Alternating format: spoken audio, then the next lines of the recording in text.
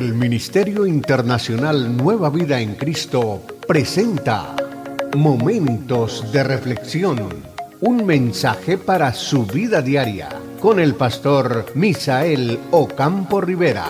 Bienvenidos. Hola amigos, cordialísimo saludo, bienvenidos a la reflexión en el día de hoy. Les recuerdo a quienes están llegando a la sintonía de estas reflexiones diariamente, que estamos entrando en el libro de Números, estamos en la parte introductoria del libro de Números, que se presenta muy interesante también, porque Números relata la experiencia de 2 generaciones de la nación de Israel.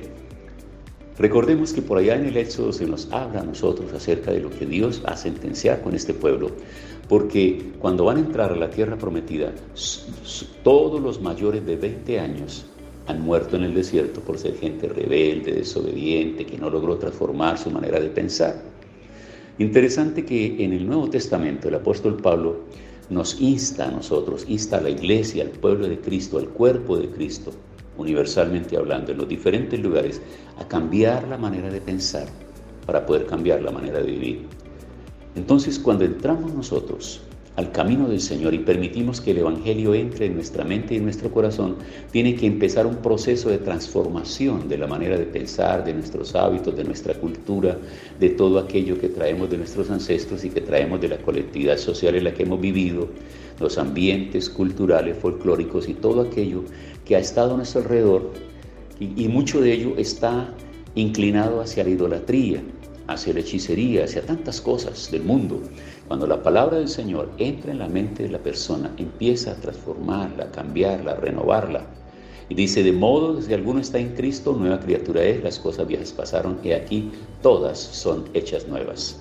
Pues la razón por la cual tuvieron que deambular 40 años por el desierto era porque era necesario que cambiaran su manera de pensar.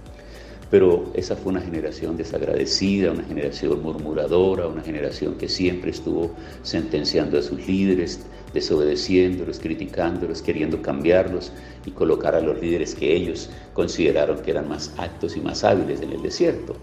Y por esas razones, el Señor destruyó a todos los mayores de 20 años. Y este libro de Números nos va a llevar a nosotros a entender esta situación.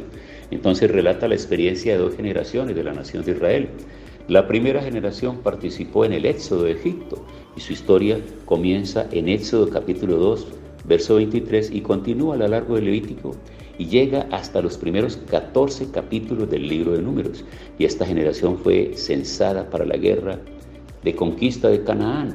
No obstante, cuando el pueblo llegó a la orilla del sur de Canaán, se rehusó a entrar en la tierra. Debido a su rebelión en contra del Señor, todos los adultos de 20 años mayores, con la excepción de Caleb y de Josué, fueron sentenciados a morir en el desierto. Capítulo 14, verso 26 al 38 del libro de Números. En los capítulos 15 al 25, la primera y la segunda generación empalman. La primera murió conforme, la segunda llegó a la edad adulta. Un segundo censo del pueblo comenzó la historia de esta segunda generación, capítulo 26, 1, hasta el verso 56. Estos israelitas fueron a la guerra y heredaron la tierra. La historia de esta segunda generación, comenzando en Números capítulo 26, continúa a lo largo de los libros de Deuteronomio y de Josué. 3 temas teológicos sobresalen en Números. En primer lugar, el Señor mismo se comunicó con Israel a través de Moisés. Por lo tanto, las palabras de Moisés tenían autoridad divina. La respuesta de Israel a Moisés refleja su obediencia o la desobediencia al Señor. Y Números contiene entonces 3 divisiones claras, basadas en la respuesta de Israel a la palabra del Señor. La primera es la obediencia, el capítulo 1 hasta el capítulo 10, recuerde eso. La desobediencia, el capítulo 11 hasta el capítulo 25, y la obediencia renovada, desde el capítulo 26 al verso 36. El segundo tema es que el Señor es el Dios del juicio. A lo largo de Números, la ira del Señor fue provocada en respuesta al pecado de Israel. Y en tercer lugar, la fidelidad del Señor por guardar su promesa de dar a la simiente de Abraham la tierra de Canaán se recalca. Capítulo 15, versículo 2, capítulo 26, verso 52. Y ahora nosotros nos enfrentamos a unos retos de interpretación de este libro de Números. Y vamos a darnos cuenta de qué es lo que vamos a aprender, qué vamos a encontrar realmente en el libro de Números. porque mirándolo así de una forma plana y llana decimos, pero números, eso no necesita mucha explicación porque números son números, es decir, cifras, cantidades. Vamos a ver, 4 retos de interpretación principales enfrenta el lector de números. En primer lugar, ¿acaso el libro de números es un libro separado o es parte de un todo literario más grande del Pentateuco? Los libros bíblicos de Génesis, Éxodo, Levítico, Números y Deuteronomio forman la Torá. El resto de las escrituras siempre ven a estos 5 libros como una unidad. El significado definitivo de Números no puede ser separado de su contexto en el Pentateuco.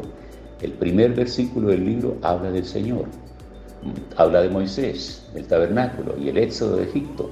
Esto da por sentado que el lector está familiarizado con los 3 libros que preceden a Números. Aún así, todo manuscrito hebreo disponible divide el Pentateuco exactamente de la misma manera como lo hace el texto. En ellos el libro de Números es una unidad bien definida, como una integridad estructural propia. El libro tiene su propio principio, mitad y fin, aunque operando como parte de un todo. De esta manera, el libro de Números también debe ser visto como una identidad singular. La segunda pregunta de interpretación es la siguiente: ¿hay un sentido de coherencia en el libro de Números? Es claramente evidente que Números contiene una amplia variedad de materiales y formas literarias. En este libro se encuentran listados de genealogías, leyes, narraciones históricas, poesía, profecía y de viaje. No obstante, todas están mezcladas para contar la historia del viaje de Israel del monte Sinaí a las llanuras de Moab. La coherencia de Números se refleja en el bosquejo que sigue. Un tercer asunto tiene que ver con las grandes cifras por las tribus de Israel, en el 1.46 y el 26.51. Y estas 2 listas de los hombres de guerra de Israel, tomadas a 39 años de tiempo, presentan una cifra de más de 600.000. Estas cifras demandan una población total para Israel en el desierto de alrededor de 2,5 millones de personas. Desde una perspectiva natural, este total parece demasiado elevado para el sustento de un número de personas tan grande en el desierto. Es decir, cuando nos encontramos con estas cifras, nos ponemos a pensar, ¿y de dónde salió alimento para tantas personas? Y entonces ahí viene a nuestra mente la obra maravillosa de nuestro gran Maestro, el Señor Jesucristo. Recordemos que los evangelistas narran 2 milagros extraordinarios. Uno de ellos habla que le dio de comer a 5,000 hombres, sin contar mujeres y niños. Y luego otro relato dice que le dio de comer a 4,000 hombres, sin contar mujeres ni niños. ¿Habrá algo imposible para Dios? ¿Será imposible para el Señor alimentar a todo este pueblo?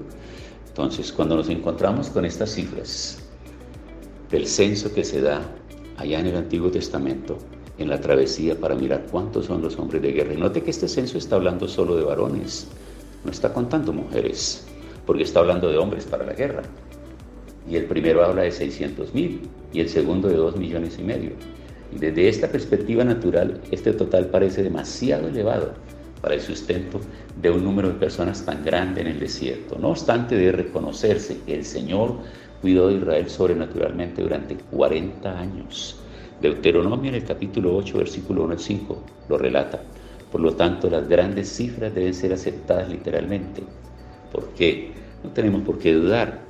Es que no nos están narrando una historia común y corriente de la historia secular de un país. Nos están hablando de un pueblo de promesa, de un Dios poderoso, de un líder guiado, inspirado por Dios, que va a hacer un trabajo extraordinario. No se trata de unas conquistas simplemente humanas, por la mente humana, por el poder de la grandeza y el deseo de extender su dominio. No, se trata de un pueblo con destino, con visión, un pueblo que es ya traído por Dios desde las entrañas de una pareja de ancianos, y los trae y los coloca y les ha determinado un territorio que les va a entregar. El cuarto reto de interpretación principal tiene que ver con el profeta pagano Balaán, cuya historia está registrada en el capítulo 22, versos 2 hasta el 24-25.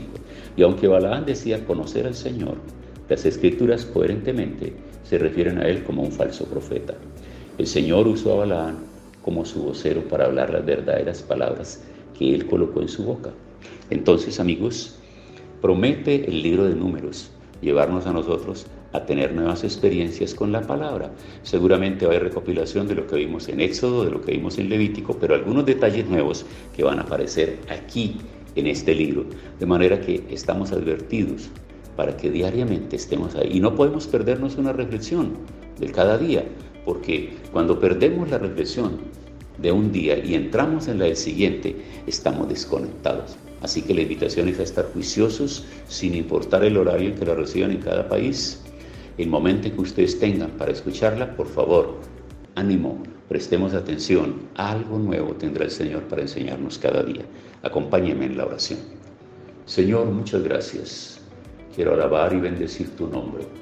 Leer tu palabra, estudiar tu palabra, leer estos comentarios, leer lo que aquellos eruditos han escrito, lo que en algún momento para ayudarnos a nosotros a la interpretación de esta escritura, de los contextos históricos, culturales, religiosos, vienen a ayudarnos a nosotros a tener un conocimiento más amplio y generoso de tu palabra. Gracias en el nombre de Jesús.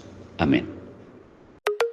Hemos disfrutado de un gran momento de reflexión con el pastor Misael Ocampo Rivera. Un mensaje lleno de amor, esperanza y felicidad para tu vida. Los invitamos a compartir este mensaje con sus amistades y en sus redes sociales. Búsquenos en YouTube y Facebook como Ministerio Internacional Nueva Vida en Cristo y en Instagram como @MinInternacional Nueva Vida. Momentos de reflexión.